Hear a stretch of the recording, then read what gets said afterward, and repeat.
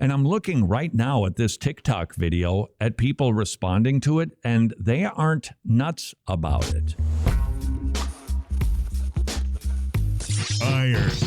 Criticizing iron. Hey, did you see the viral video seen by tens of millions of people? It was a pastor returning from what appeared to be a missions trip, decided to get up and sing a song, and it's gone viral.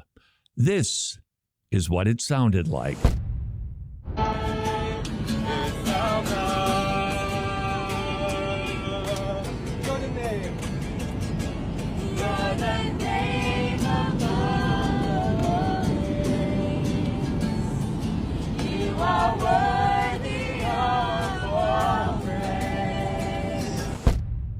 Question, should that fellow have done that? Jimmy, would you say that, cool, got up, singing a song, it's about Jesus, great witness and testimony, or would you say bad form?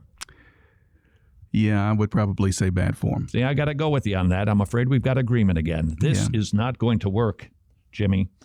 If we're going to be evangelicals together, we have to fight over everything. So if you don't mind, could you just say it was wonderful? It was wonderful. I don't think so. And here's why. There were other people on the plane besides the kids on the missions trip.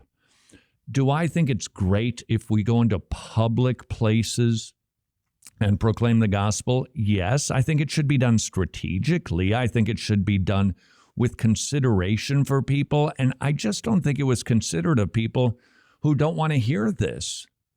And I'm looking right now at this TikTok video at people responding to it, and they aren't nuts about it. They clearly are not enjoying it. This guy's got his arms folded, and he looks kind of sour. Imagine that you were on a plane, and a different religion did that.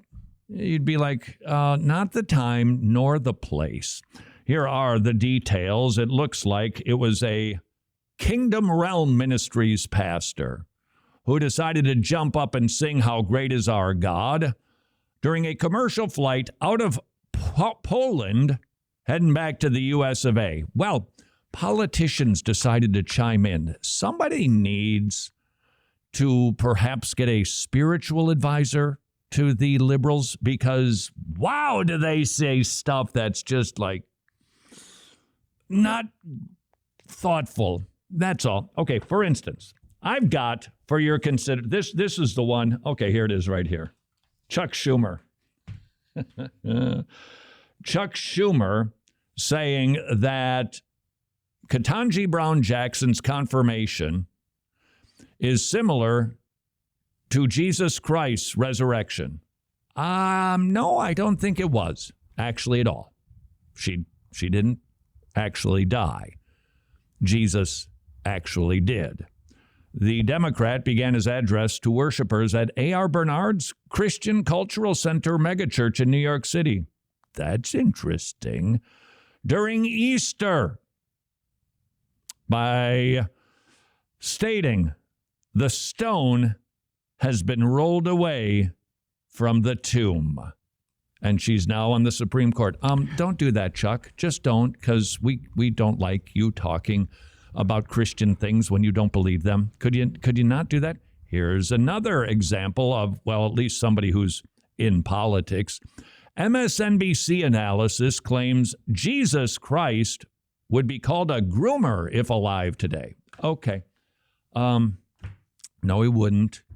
But we do happen to think that indoctrinating little children in gender fluidity is actually child abuse. When did Jesus ever say anything like that? He didn't say, permit the little children to change their genders. He said, permit the little children to come. And if you harm one of these little ones, better to have a millstone tied around your neck and you get dropped into a deep hole of water if you offend or hurt one of these little ones because they're precious to Jesus. MSNBC saying somehow, I don't know how this analyst got there. If Jesus Christ were on the earth, he'd be called a groomer, woke, and a socialist. No, that's not correct. This is from the MSNBC program Deadline. That sounds... I just drove by a restaurant. It's called Terminal Restaurant. I don't think that's a good idea. Food Poisoning Cafe, right up there with that same idea. From the article, it stated that the person's name, it doesn't really matter. The point is, they really should use some coaching on how to talk about Christianity, because Ilhan Omar said regarding the guitar strumming pastor taking over an airplane, I think my family and I should have a prayer session next time I'm on a plane. How do you think that will end? You know what? I disagree with what the dude did, but you should just be a little more thoughtful, Ilhan. Say that you disagreed. Say, hey, in a place like that, if we could have neutral territory, that would be a good thing. I'm sure you'd appreciate it if, other people didn't do things like that.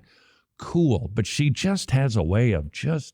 The minister captioned the video, quote, "We are taking this flight over for Jesus." Shouldn't it be taking over this flight for Jesus? Was that splitting? Okay, whatever. So that was the idea. After asking the air host, now here's some more details. After asking the air host, apparently that's what flight attendants are known as now, air hosts. I did not know that. My apologies for being so insensitive for so many decades. After asking the air host if they could sing the song, the pastor said she took a step back and she was so surprised and so happy. She's like, oh, wow, really? This would be so beautiful. So she went to the pilot and asked the pilot. The pilot was in agreement, and everyone was in agreement. All right, does that mean that was a good idea? And I think the answer is no. I don't think it's a good idea to do open-air preaching in front of a cafe of people who are assembled to eat their lunch, and we interrupt it by broadcasting over them. I just think we need to find better places, different places to do these things where it doesn't cause a stumbling block. So the pilot said, okay. Then she jumped on the intercom and goes, hey, passengers, we have guests from all around the world who've been serving in Ukraine and helping the beautiful Ukrainian refugees, and they want to sing one song just to bring joy and hope to you in this time. And this is what they got.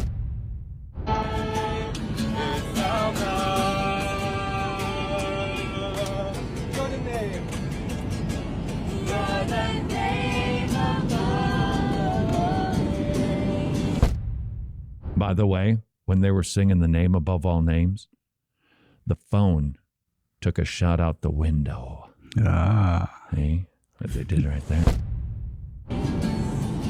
You are worthy of all praise. Okay.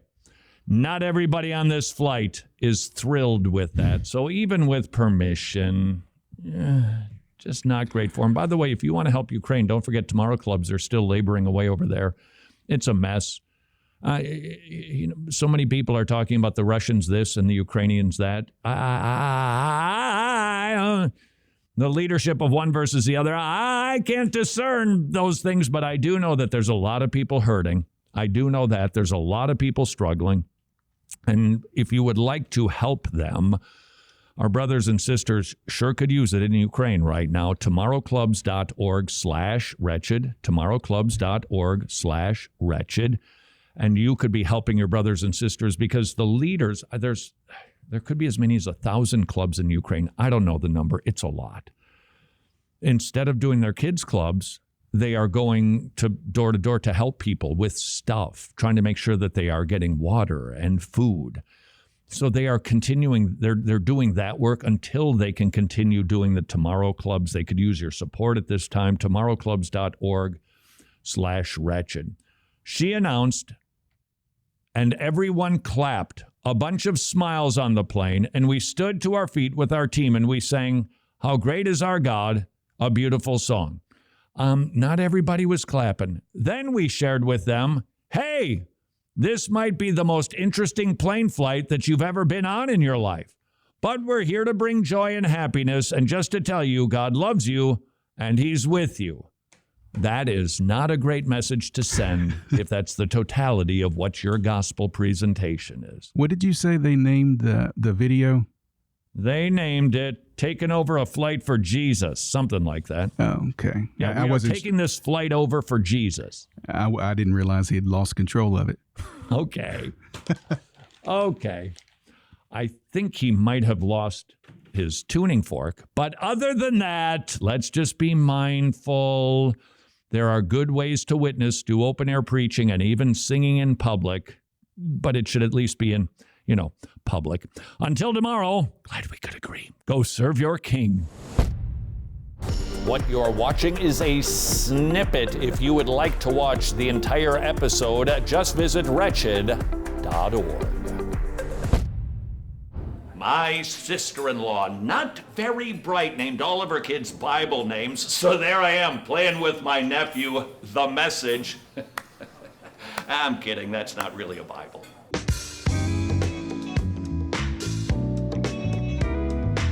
And that is why Samson was the best comedian in the Bible. He brought the house down.